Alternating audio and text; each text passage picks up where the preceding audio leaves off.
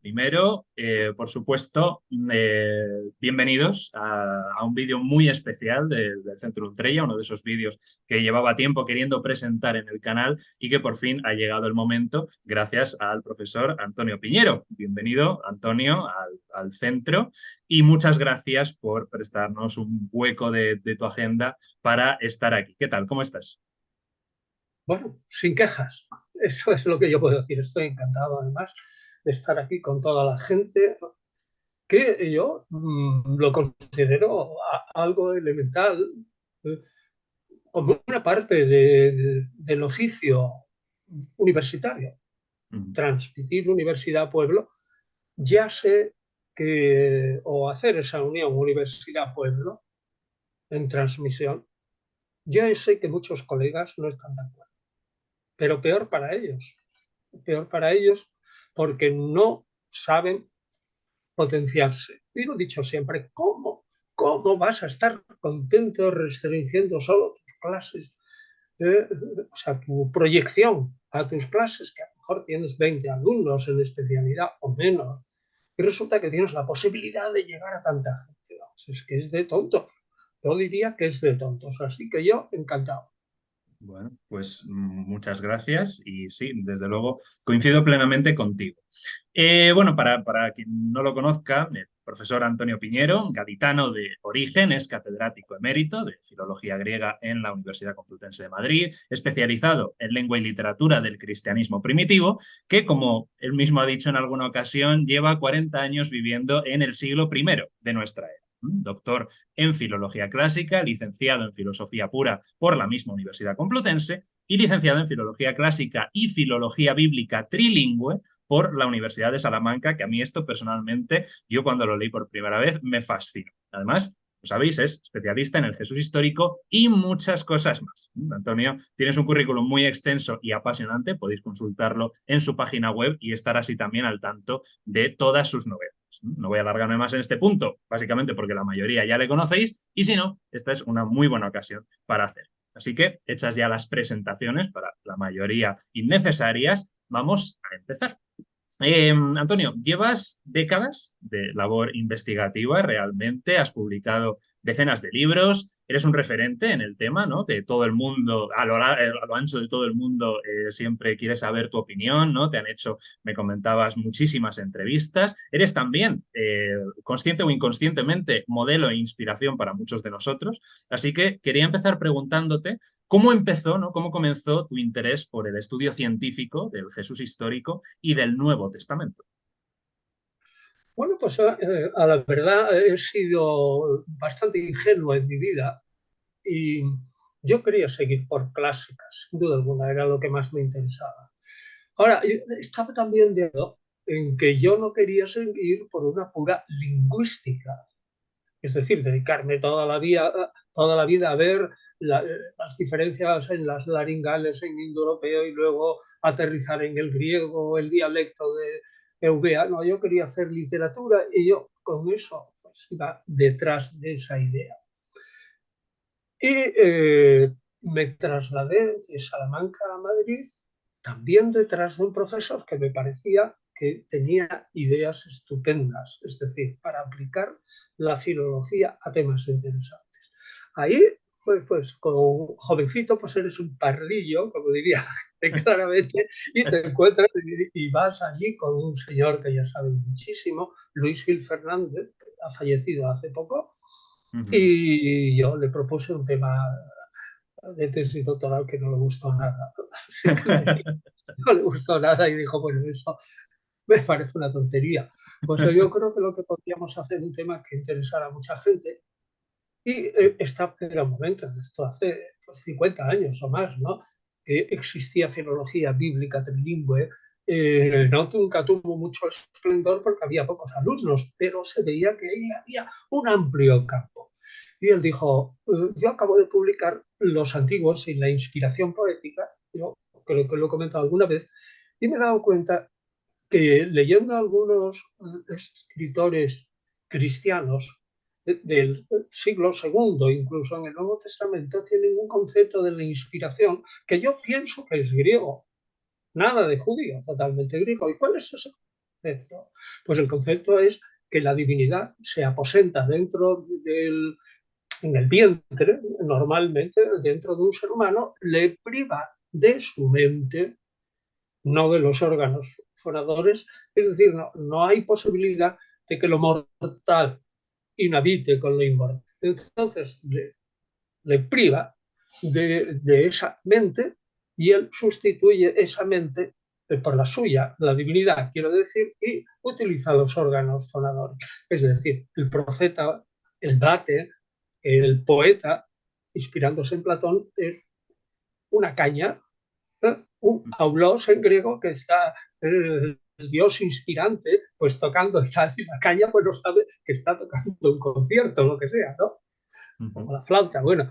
Y entonces dijo Luis Gil Fernández, yo estoy convencido de que esta concepción de la inspiración fue la que determinó la selección, fíjate, la selección de escritos sagrados dentro del Nuevo Testamento.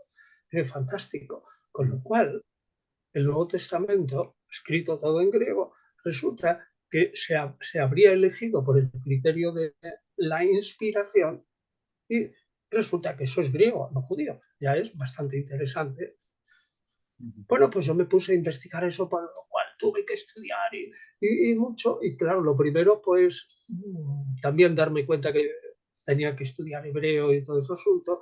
Y llegó un momento en que, haciendo la tesis, para ver el concepto de inspiración, yo tuve que leer los apócrifos del Antiguo Testamento. Ojo, que la gente dice, bueno, apócrifos, los del nuevo, el niño Jesús haciendo pajaritos de barro y que vuelan. No, no, no, no, me estoy refiriendo a una literatura judía muy antigua que empieza en el siglo tercero o quizás un poquito antes de Cristo, y que continúa aproximadamente 400 años y que es la matriz, me he dado cuenta más tarde, en ese momento no lo sabía, es la matriz, esa literatura que algunos hoy la llaman literatura judía de la época del Segundo Templo. Y alguien dirá, bueno, ¿qué es eso de la época del Segundo Templo? Bueno, pues bien, claro, para que lo entiendan, nosotros no, pues desde como se acabó el primer templo de Salomón con la conquista de Nabucodonosor de Jerusalén en torno a 589, y que luego se rehizo ese templo, se rehizo, ¿no? En fin, la refección está en brumas y puede ser legendaria, pero se rehizo. Lo que sí es cierto es que Herodes el Grande, el de la matanza de los inocentes, rehizo el templo maravillosamente, pero los romanos, en la primera guerra judía contra los romanos, aniquilaron Jerusalén y el templo. Entonces, los judíos suelen decir que entre el 589 antes de Cristo y el 79 hay un montón de literatura judía, un buen monto. Una parte ha entrado en la Biblia y otra gran parte no ha entrado. Por ejemplo, manuscritos del Mar Muerto, que sean anteriores al 70, que son la mayoría, porque bueno, todos, ¿no? Porque los descubrimientos te dicen que antes del 68 probablemente el asentamiento de Qumran, 67, 68, estaba ya destruido.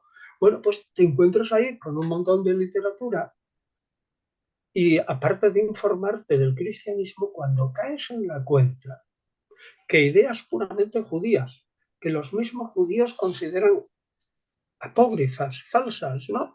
Como por ejemplo la preexistencia del Mesías o el Mesías celeste, por decir cosas que son muy impactantes, luego con el correr del tiempo pasan al cristianismo y se hacen dogmas. Yo caí en la cuenta, y esta es la clave, caí en la cuenta de que muchos de esos dogmas están basados en textos que primero no han tenido una consideración de sagrados y con el tiempo sí, pero que son ideas humanas. Y claro, Louis Hill, que era bastante agnóstico, pues hizo que yo también me convirtiera al agnosticismo. Ojo, que no tiene que ver nada con el ateísmo, que muchas veces dice, oh, usted es ateo. Yo no soy ateo. El agnóstico dice que no puede probar la existencia de Dios, pero tampoco negarla. Y se mantiene ahí pues, en una posición tanto entre dos aguas. Dirá alguna, pues usted un cobarde y tal, que no se atreve, pues me parece que me llamen lo que quiera. Pero respondo directamente.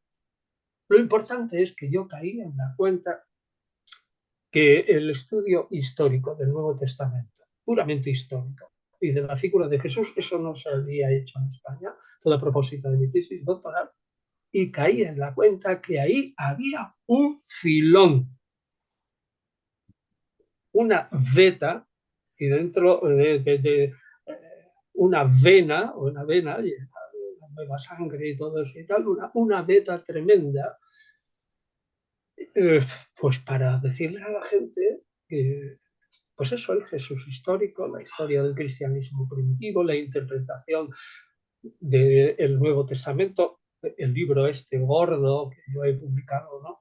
Los libros del Nuevo Testamento, junto con 4 más colegas, aunque yo confieso, yo tuve la idea y aproximadamente el 80% del libro, pero eso es el fruto de esa especie de conversión intelectual que me hizo llevar desde una creencia un tanto irreflexiva a una más reflexiva y luego una suerte de increencia y agnosticismo y decir, bueno, pues mira, yo no puedo probar que esto sea falso, pero me parece que tiene poco de histórico y por eso es como yo expongo las cosas a la gente, unas veces con más contundencia y otras menos, pero en líneas generales que ven que yo mismo tampoco pongo mi mano en el fuego para decir esto es verdad y el que no crea que esto es verdad es un tonto. Yo jamás diré eso, porque ni yo mismo estoy seguro.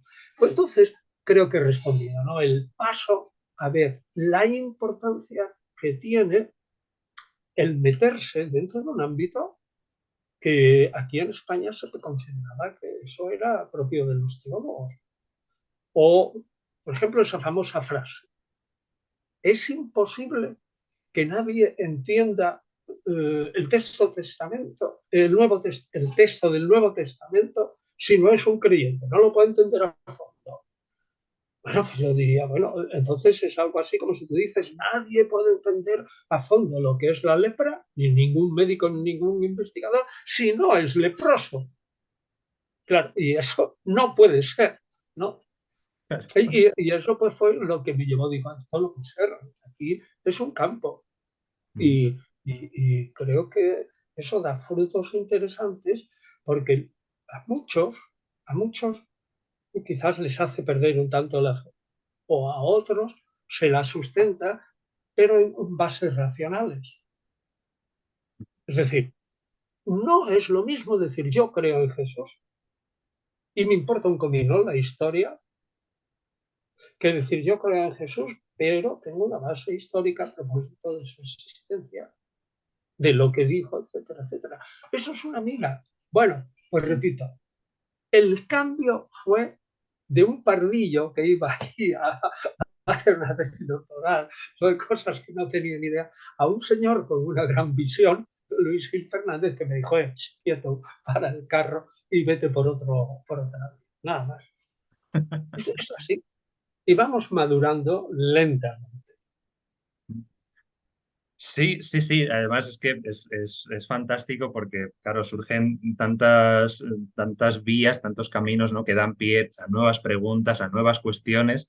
Y realmente es fascinante ese cambio de mentalidad que realmente además fue una cuestión prácticamente pionera España, ¿no? En nuestro país en esa época, con algo, como muy bien dices, que estaba reservado a, o parecía estar reservado a un determinado colectivo, ¿no? Como eran los teólogos.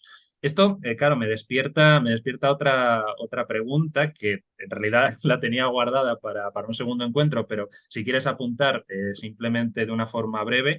Claro, ¿tú crees que la crítica histórica del cristianismo, como la haces tú, puede convivir realmente con la religión cristiana? ¿Y tiene algo que aportar esa crítica histórica al diálogo interreligioso, ¿no? Que tan necesario parece en nuestro tiempo? ¿Cómo conviven, si es que pueden Bueno, convivir estas es, perspectivas?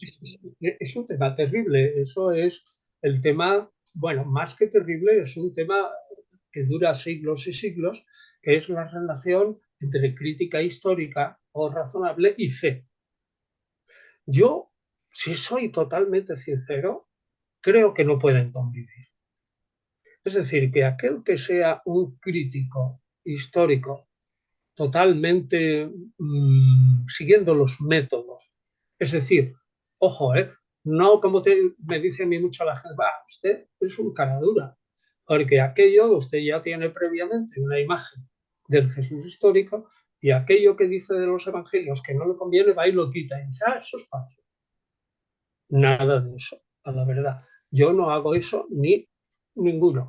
Pero ocurre que cuando tú ya te formas una imagen del Jesús histórico, es muy difícil conciliarla con el Cristo de la fe. Muy difícil. Entonces, para mí me parece imposible. Ahora, yo confieso que hay mucha gente también que me escribe muchísimo, diariamente, que dicen, no, sí, yo puedo compatibilizarlo. O así, puedo compatibilizarlo. Yo no creo que sea fácil. U otros muchos, quizás más, que dicen, hombre, pues usted hasta cierto punto pues me ha hecho daño porque yo tenía la seguridad de la fe y resulta que ahora no la tengo. Pero yo digo, yo no lo pretendo. Yo no lo pretendo, yo soy un historiador. Entonces yo hago historia, y nada más. O cuando me preguntan mil veces, no, ¿qué cree usted de la resurrección de Jesús? Bueno, pues entonces yo tengo que afirmar que ya se me escapa el tema, porque como historiador no puedo decir, es mentira, así, no, pues no. Lo único que yo puedo decir, bueno, parece plausible que en el siglo primero y hasta hoy día, en ciertas condiciones se crean las resurrección de los muertos. Pero también puedo decir, si usted analiza críticamente los testimonios de los primeros cristianos sobre la resurrección de Jesús, realmente, si usted lo analiza críticamente, acaba diciendo, bueno, pues esto no me convence. Y entonces, claro, si no te convence, y como dice Pablo de Tarso, San Pablo, ¿no? Dice, si Cristo no resucitó, en 1 Corintios 15, capítulo 15, al principio, vana es nuestra fe. Lo dice claramente. Entonces yo admito eso. Así que yo te respondo sinceramente, yo no pretendo, y lo he dicho mil veces, y no debe pretenderlo. Ningún historiador no puede pretender decir yo voy a convencer a alguien forzadamente. Ningún historiador puede pretender quitarle la fe a otra persona. Pues entonces ya no sería historiador. Sería un fanático de una cosa o de otra. ¿No? Si no dicen, a mí me parece que esto es así, y si usted pierde la fe, yo lo siento.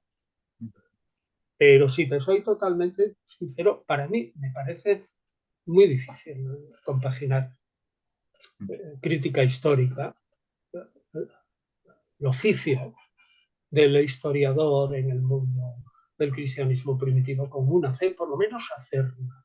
Lo que antes decíamos que era la fe del carbonero, ¿no? Sin desprecio ninguno, ¿eh? Sin desprecio ninguno, pero una fe demasiado sencilla. Bueno, que cada uno piense lo que le parezca, pero yo, desde luego, cuando me preguntan mil veces, digo, yo soy un historiador, a mí no me meta en problemas de cosas sobrenaturales y eso porque se sabe de lo mío. Ahora tengo que ser sincero, yo tampoco voy a ir diciendo mentiras, no, lo que yo digo es que sería contradicción. No. Bueno, te he respondido, creo que suficiente claro. Sí, sí, sí, sin duda.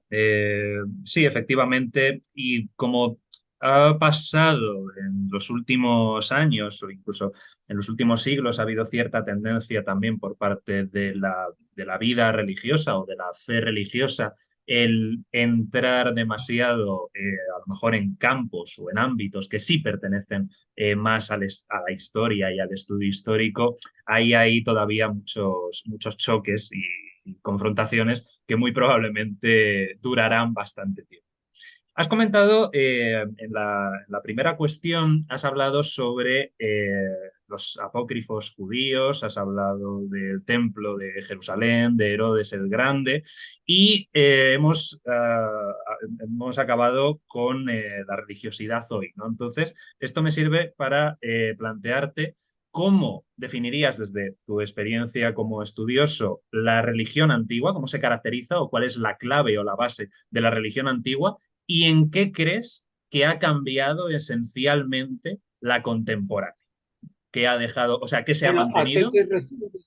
¿A la religión o a la religiosidad? Es que es un poco Claro, distinto. Es que antiguamente, bueno, esto puede ser sorprendente lo que voy a decir. Antiguamente la religión no era más que un culto. Es decir, había normalmente en el ámbito nuestro, occidental, ¿no? No me meto en el ámbito oriental porque no tengo ni idea, pero en el ámbito occidental, tanto en el judaísmo como en el cristianismo primitivo, como en la religión griega y romana, y sobre todo, y en la religión egipcia, que también es un ámbito exótico, pero al fin y al cabo es occidente, ¿no? Y con una gran influencia. En Grecia, dicen los griegos continuamente. Bueno, pues entonces ahí te encuentras con que al principio la religión como tal no es más que un culto. Es decir, yo doy un culto a una divinidad, la divinidad se lo pasa bien, es decir, porque recibe el honor y la loa y los sacrificios y tal, y la universidad, la divinidad me protege. Bueno, pues eso no es una religión. Una religión es más tarde, pasa ya a una época más tardía cuando se constituyen dogmas estrictamente, porque dogmas, sí, que tú tienes que creer y, y, ojo, no que no haya libros sagrados, porque puede haber libros sagrados sin un dogma muy estricto, como les ha pasado a los judíos muchas veces. Los judíos han tenido una inmensa libertad para pensar su teología eh, con unos cuantos puntos que no se podían tocar, ¿no? Dios único, Dios misericordioso, justiciero, la liberación de Israel, en fin, el mesianismo más tarde, pero en realidad no hay una teología. Por ejemplo, en el Islam tampoco hay una estricta teología como la católica, sino que es una religión como mucho más sencilla y racional, ¿no? Más fácil de entender. Entonces yo creo que la religión va evolucionando y lo que sí te diría y respondería claramente que cuando ya tenemos una religión con libros sagrados y con culto, con creencias firmes y todo eso, eso no es una entidad fija. Te lo diría más claro todavía. Estamos en el siglo XXI. Si tú estudias la religión de los más conservadores del siglo XXI, católicos, que es lo que más conocemos, y la religión de finales del siglo XIX de los más conservadores católicos, verás que ha habido una evolución impresionante, una tremenda evolución. Es decir, la religión no es una entidad fija, sino que va cambiando. Entonces dice, ¿qué es? ¿Qué es? Pues es que no puedo definir estrictamente una religiosidad para decir, tenía estos rasgos y estos rasgos y ahora resulta que han cambiado a estos otros. Claro que lo hemos hecho.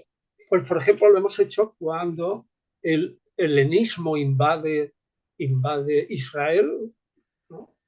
Ojo, Palestina se puede decir, ¿eh? Palestina es un nombre muy antiguo, del mismo Israel, ¿no? Y resulta que ciertamente hubo un cambio tremendo en creencias. Un judío del siglo III antes de Cristo, pues normalmente no creía que existiera una vida de ultratumba, porque no creía que el alma fuera inmortal. Pero luego resulta que, ya sea por diversas influencias, no nos vamos a meter en eso, resulta que ese judío sí que cambia en algo fundamental. Entonces ahí hay un cambio tremendo y sin embargo alguien dirá, sí, sí, pero eran de la misma religión judía. Bueno, vale, pero esa religión lo está usted mirando con ojos del siglo XXI y además cambia continuamente. Bueno, pues lo que yo diría, bueno, tampoco estoy seguro de lo que yo voy a decir. Diría que quizás ahora hay una espiritualidad distinta, es decir, es una manera de comprender a Dios distinto y sobre todo, una tendencia a, a volver al, al símbolo, es decir, hacer de las verdades religiosas más que realidades, símbolos y luego interpretar esos símbolos conforme tú crees que se acomodan a tu perspectiva íntima, individual, y en la que crees que esos símbolos te ayudarán a acercarte más a la divinidad a la que crees. Queda todo, como ocurre siempre, en una cierta nebulosa, ¿no? Fíjate que yo vuelvo a decir nada fijo. No me he atrevido ni siquiera a decir que antiguamente hubiera religión, sino que todo es una entidad que va cambiando continuamente. Sí hay una diferencia, desde luego, pero también hay una diferencia, puede haber una diferencia enorme entre un individuo del siglo XXI culto y una persona que todavía viva, por ejemplo, que nació hace 110 años, que hay muchas mujeres en España, y sobre todo en Galicia, ¿no? Que tienen 110 años, digamos, ¿no? Y que tienen la mente todavía clara, ¿no? Sus religiosidad y su religión es totalmente distinta y viven en la misma época. Así que todo queda individualizado y no se pueden hacer generalizaciones. Así que yo no me atrevería a responder esa pregunta con tanta nitidez como a lo mejor algunos quisieran. Muy interesante, muy curioso y sí, y desde luego coincido mucho y me alegra mucho que hayas mencionado la cuestión del símbolo realmente. Bien, una cosa muy interesante que has mencionado es sin duda el continuo proceso. A lo mejor llamarlo evolutivo no es el término más acertado, pero sí, desde luego, de cambios, de adaptación, ¿no? De ese pensamiento religioso, de esa teología también, ¿no? De las prácticas, de las costumbres, etcétera. Y quería preguntarte en relación con todo esto, que sabemos que lo que actualmente podemos conocer como judaísmo, ¿no? En tiempos de ese primer templo. Vamos a dar por sentadas muchas cosas aquí, pero muchos investigadores han preferido utilizar el término yavismo, ¿no? Que luego desembocaría en el judaísmo de ese segundo templo. Entonces, mi pregunta es que ese yavismo era una religión completamente minoritaria, que pasó por muchos altibajos a lo largo de la historia, y que al ser contemporánea de las grandes religiones estatales de Asiria, de Babilonia, de Egipto, de Persia, si esta facilidad o por lo menos esta apertura a los cambios, a las adaptaciones, a la evolución, podría haber sido clave en su éxito para sobrevivirlas a todas las demás, porque en aquella época está claro que nadie habría dado un duro por la pervivencia, por la supervivencia del yavismo frente a las grandes religiones estatales y sin embargo así fue. ¿Crees que este proceso y esta apertura al cambio tuvo algo que ver y fue clave en su éxito? Sin duda alguna, sí, porque es que se abrieron ya al cambio cuando sobrevino el exilio y cayeron en la cuenta quienes luego recogerán todas las leyendas de Israel y las transformarán en los libros sagrados bastante más tarde de lo que parece, aunque las leyendas sean muy antiguas, hicieron un cambio, un cambio para asimilar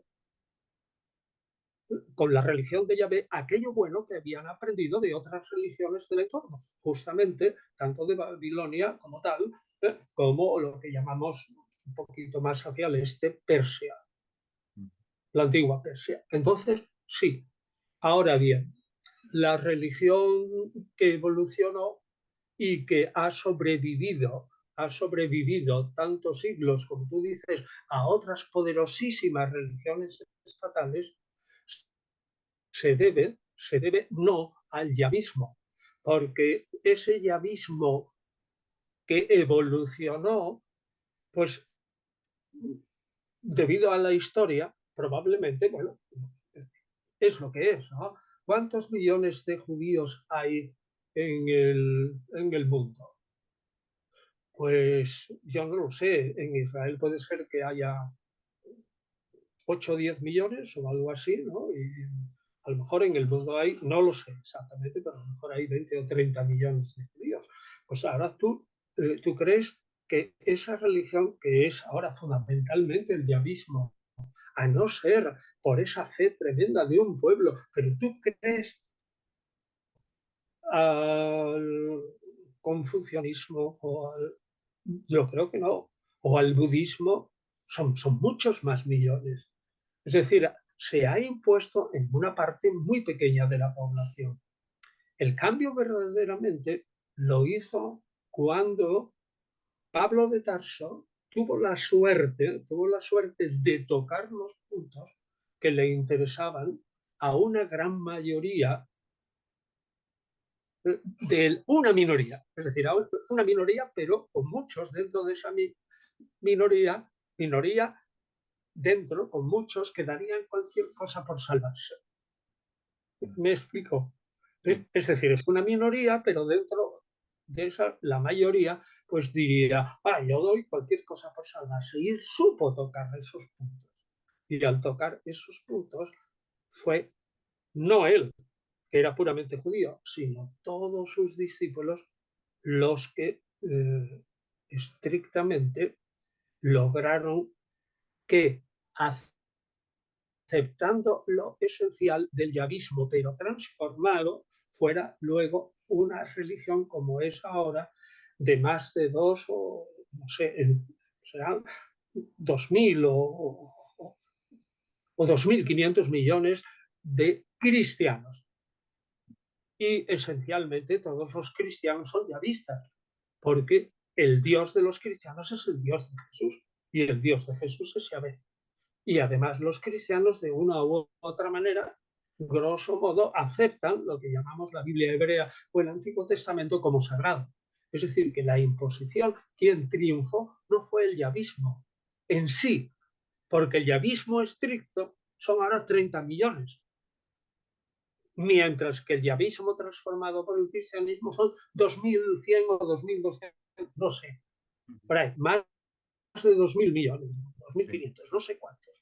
Pues entonces, eh, creo que habría que distinguir que es el yavismo transformado profundamente lo que ha hecho subsistir a un pueblo que se ha aferrado a ese yavismo, a la oración, al culto, a otro tipo de culto, es decir, a la oración dentro de la sinagoga, al trabajo de la lectura de la Biblia, de la interpretación de la ley, etcétera, pero son muy pocos, Y sin embargo hay otros que son muchísimos. Luego, entonces yo diría que el yavismo se ha conservado solamente como una pequeña esencia, bueno, no tan pequeña, porque el yavismo en la época de Jesús, en aquello que moldea y lo que recordamos de Jesús es su ética, su moral, una moral estrictamente judía en algún aspecto, pero con muchos contactos con la moral estoica, porque Pablo transforma esa moral judía en una moral estoica. O si no lo transforma, a lo mejor alguien me dirá, bueno, está usted empleando un término un tanto inexacto, pero bueno, mezcla el estoicismo con la moral judía y sigue hasta hoy. Es decir, el yavismo niego que haya evolucionado para triunfar. Lo que triunfa es la interpretación esencial del yavismo a través de un Jesús totalmente reinventado por Pablo y no por Pablo mismo, sino por sus sucesores, que la historia del Imperio Romano, ten en cuenta que se hace poco y lentamente, pero con consistencia, poco a poco, la religión del Imperio Romano. Entonces, cuando el Imperio Romano decae, la mayoría de los bárbaros que entran son arrianos o aceptan rápidamente esta religión cristiana y ahí sigue toda la historia de Europa que se debe en gran parte al cristianismo, es decir, las raíces de la historia europea son variaciones en la parte religiosa sobre el cristianismo, eso no se puede negar. Si tú a eso le llamas un yavismo transformado, pues te digo que sí, pero a mí me parece que es un poquito exagerado, porque es un yavismo reducido a un núcleo, ¿eh? Y luego súper reelaborado. En fin, creo yo. Sí. Sí, sí, sin duda. O sea, yo, claro, al hablar de yavismo y la evolución que experimenta estaba pensando más en antes de por supuesto, antes de la aparición en escena de Jesús, de la reinterpretación que hace Pablo y sobre todo también dentro de la propia evolución del pueblo judío, de su propia tradición religiosa, ¿no? Que a día de hoy las religiones, esas religiones estatales de Egipto, Babilonia, Siria, etcétera, no han llegado hasta nuestros días y sin embargo ese judaísmo sí ha ido transformándose independientemente del cristianismo, que evidentemente ha supuesto el gran boom. De hecho, mientras estabas hablando he buscado los datos solamente para ver la comparativa precisamente que has comentado. La población judía, según cálculos, actualmente hay medios que hablan de unos 14 millones y medio, otros hablan de unos 15 millones, con referencia a los cristianos en el mundo, que son en torno a 2.400 millones. Indudablemente, ese yavismo transformado, como bien has dicho, sobre todo por Pablo y esos judíos o judio-cristianos helenísticos, desde luego supuso el gran. Y esto tiene que ver también con la siguiente pregunta, que es, seguro que te la han hecho muchísimas veces, ¿no? Pero ¿cómo explicas, después de todos estos años que has estado estudiándolo, cómo explicarías el judaísmo que vivió, practicó y en el que murió Jesús? Pero vamos a ver, tú dices que es posible caracterizar en pocas palabras cómo es el judaísmo que vivió Jesús y todo esto. Me parece que Es necesita un un curso desafío, entero. tenemos 40 minutos. Sí, 40 O 20, minutos, sí, tenemos 20 aproximadamente. minutos, 20 minutos, No, perdona. 20 Perdona, minutos, por 20 ahí minutos. más o menos. Bien, ¿y cómo crees tú que yo puedo, cómo puedo ser un traductor compresor sin ser un traidor, ¿no? Traductor y traductor, me parece imposible. Vamos a ver, es que el judaísmo el siglo primero, el de Jesús en concreto, era un judaísmo que estaba absolutamente concentrado en una divinidad única. Ya era absolutamente un monoteísmo.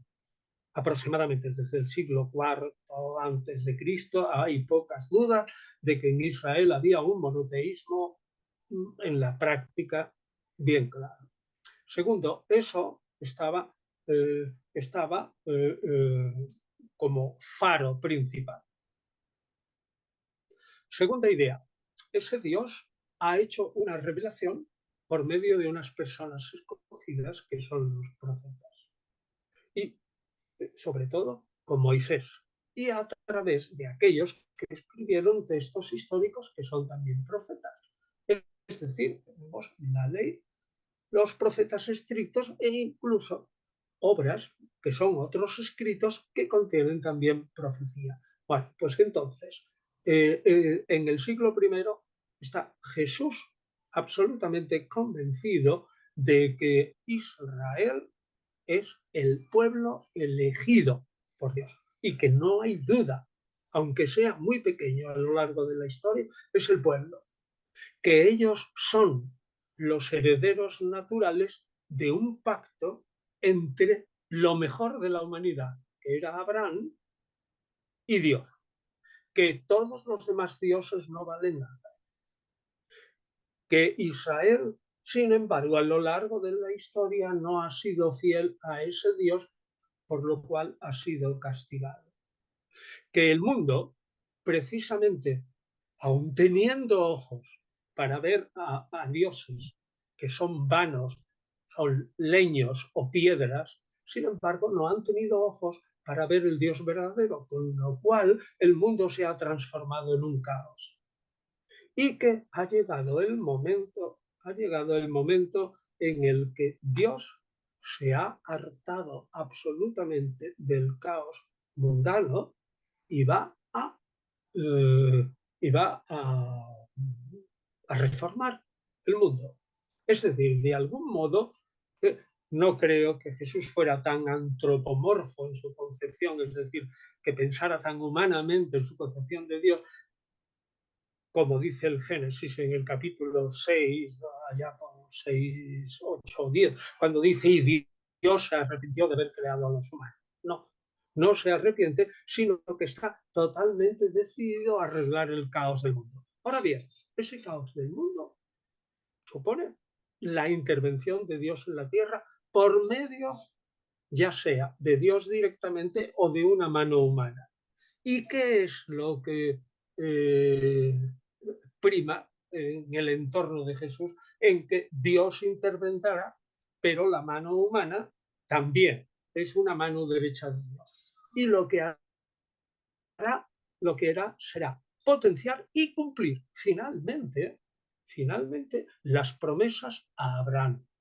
A saber, se hará totalmente verdad, que Dios tiene un pueblo que es tan numeroso como las estrellas del cielo o las arenas del mar, que tiene una tierra prometida, pero todavía no es la luz de los gentiles, la luz de todos los paganos. Ha llegado el momento en que, gracias a la predicación de algunos, no Jesús solo, Dios escoja a una persona humana para liberar a Israel de todos sus enemigos terrenales, purificar la tierra e implantar el reino de Dios en la tierra.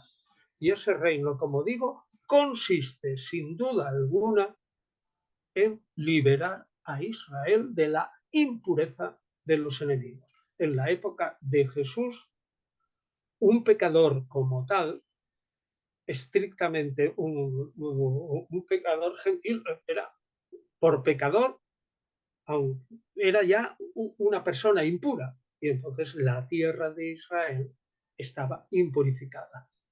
Y lo más notable es que el producto de la tierra de Israel, que debería valer para que Dios implantara su reino en esa tierra de su pueblo prometido, estaba siendo dado a una potencia extranjera que era idolátrica, que era el Imperio Romano. Por lo tanto, la gran mayoría de los justos, de los judíos justos, estaban notablemente convencidos, con una altísima temperatura o una atmósfera religiosa intensa, de que había llegado el momento en que Dios hiciera su aparición en esta tierra. Imagínate que la tierra para los judíos del siglo I era totalmente plana, rodeada con 4 puntos cardinales,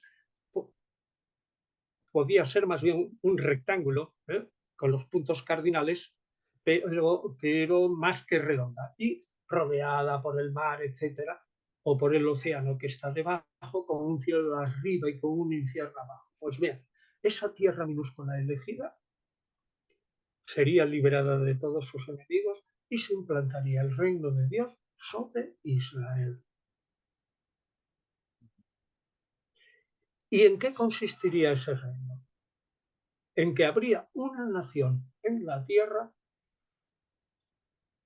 que obraría de acuerdo con la alianza de Dios, primero con Noé y luego con Abraham, con esa alianza que se hizo por parte de Dios con los únicos justos que había en esa tierra. Ten en cuenta que la concepción de la tierra era relativamente pequeñita. Pues bien, ese reino de Dios sobre Israel sería tan maravilloso que todas las potencias de alrededor, derrotadas por la mano de Yahvé, del Mesías, del liberador de Israel, serían aniquiladas, salvo aquellas que al menos reconocieran a Yahvé por temor y temblor. Es decir, que por mero temor dijeran, bueno, bien, yo sigo aquí, tal, ya no molesto a Israel, pero reconozco que Yahvé es el gran Dios entre los dioses. Y ya con eso, y eso es lo que pensaba la inmensa mayoría de los judíos piadosos en el siglo I. Y esa mentalidad fue la que generó a una figura como Jesús.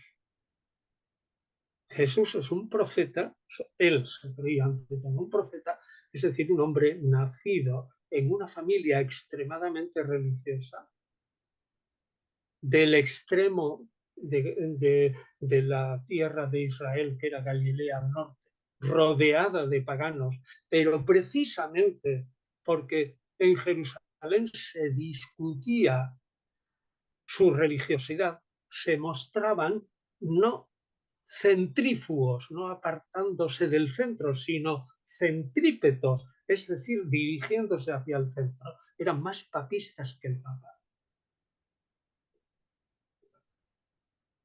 Creo que se me entiende claramente. Es decir, intentaban ser más fundamentalmente religiosos que los mismos de Jerusalén. Entonces vendría, eso es lo que pensaba Jesús y lo que pensaba la inmensa mayoría de los que eran religiosos. Ahora bien, no todos los judíos. Las clases altas, los saduceos, seguían pensando que había que obrar hacer las obras de la ley de Moisés y que tendrías tu retribución en esta tierra con notable riqueza y muchos hijos. Pero la inmensa mayoría estaba influenciada por el pensamiento fariseo. Estoy hablando de aquellos israelitas que tenían un pensamiento religioso. Naturalmente habría algunos que dirían, como hoy entre los católicos, a mí que me vengan usted con cuentos, que si Yahvé va a venir y la liberación de Israel, a mí lo que me interesa es que mis hijos coman hoy y se acabó. ¿Vale? Pero eso puede ser una buena mayoría de la población, pero siempre hay un montón de piadosos en Israel que conducen la historia.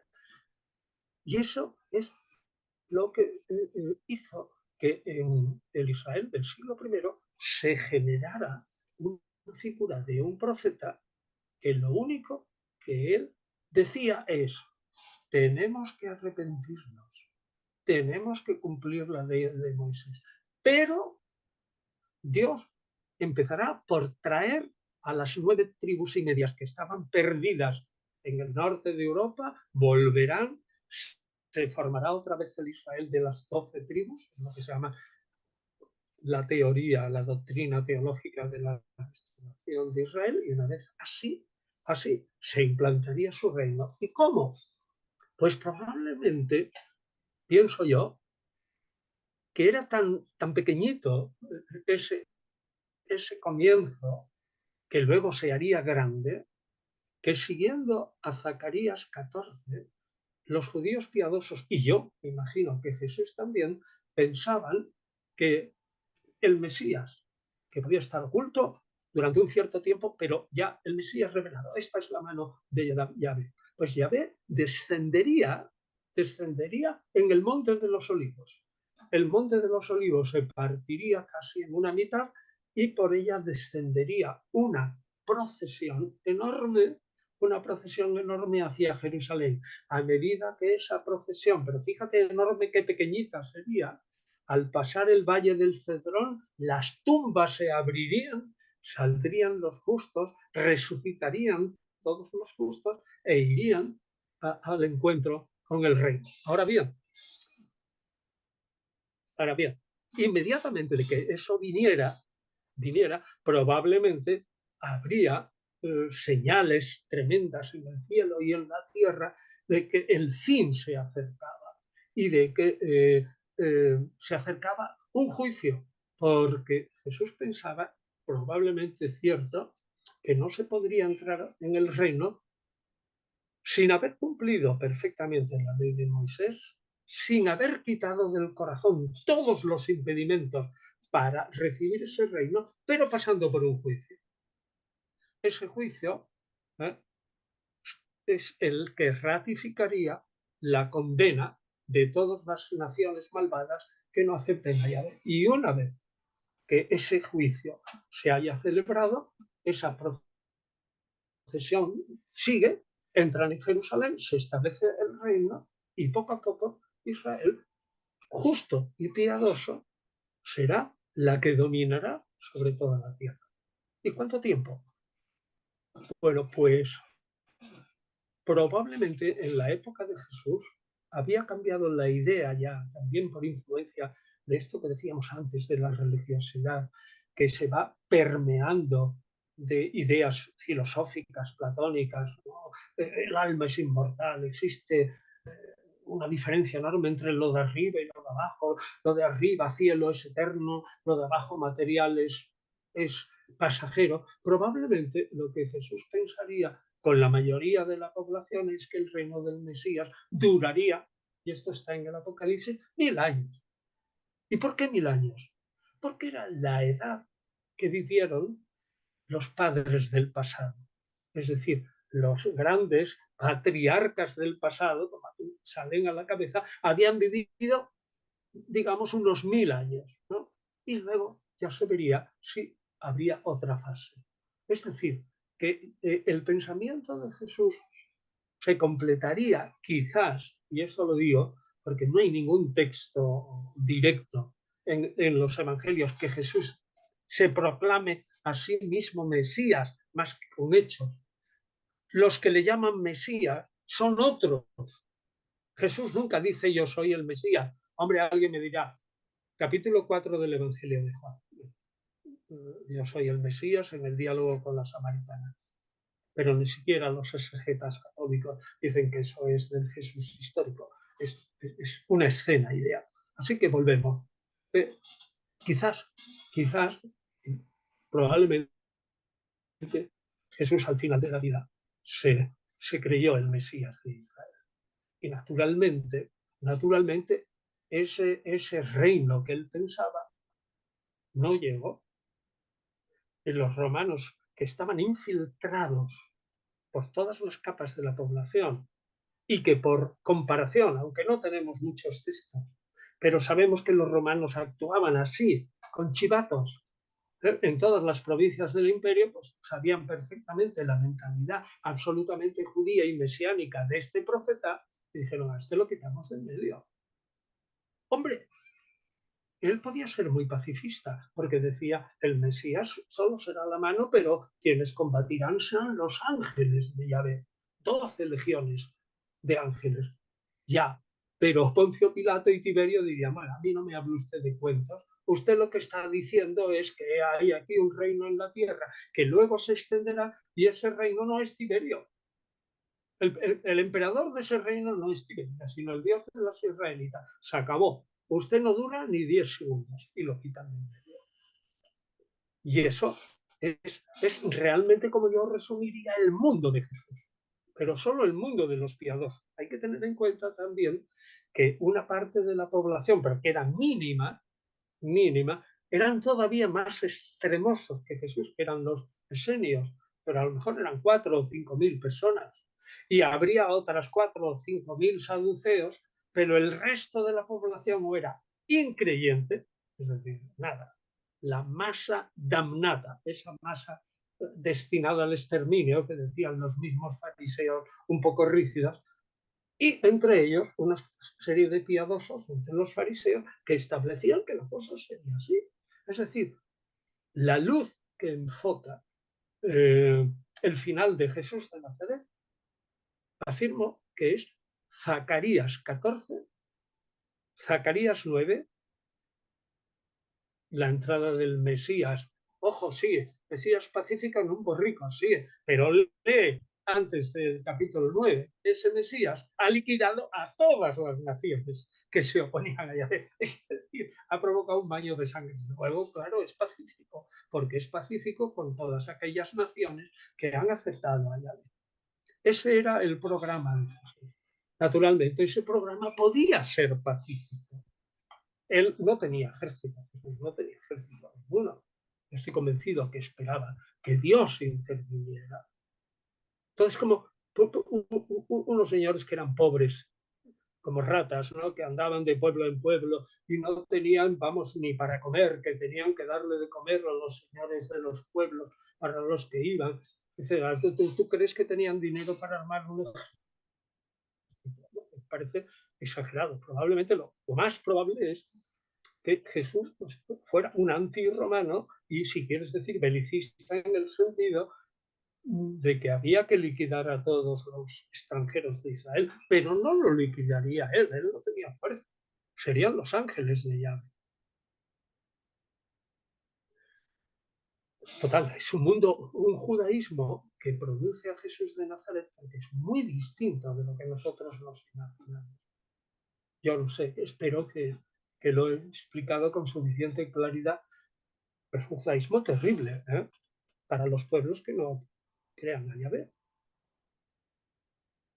Sí, yo creo, Antonio, que nadie te puede acusar de traidor, o sea, lo has grabado perfectamente y ha quedado más que claro. La verdad sí, o sea, muchas veces es verdad que cuando estudiamos ese judaísmo de la primera mitad del siglo primero, ¿no? Que siempre se habla saduceos, fariseos, esenios, y sí que parece o se da la impresión de que están en igualdad de condiciones, ¿no? Como que la sociedad judía de entonces estaba dividida en esos grupos y que estaban todos jugando un partido a iguales. Y claro, se aleja mucho de la realidad. Otro gran tema, claro, la construcción más teológica, más cercana al Cristo de la fe probablemente que al Jesús de la historia, ese Jesús pacifista, ¿no? Alejado del interés de la política, ¿no? Siempre se vende el Jesús apolítico, el de Juan, ¿no? De mi reino no es de este mundo, etcétera, etcétera.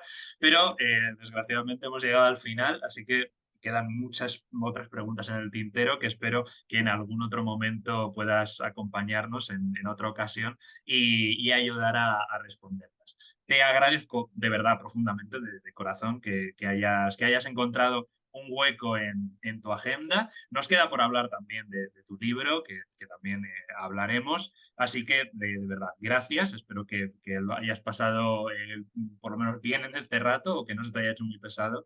Y de verdad te reitero mi agradecimiento. Bueno, pero gracias también a ti. Me has puesto algunas preguntas difíciles, porque así, a bote pronto, dices, oye, resume el judaísmo del siglo primero. Bueno, claro, yo tengo la idea central de Jesús, ¿no?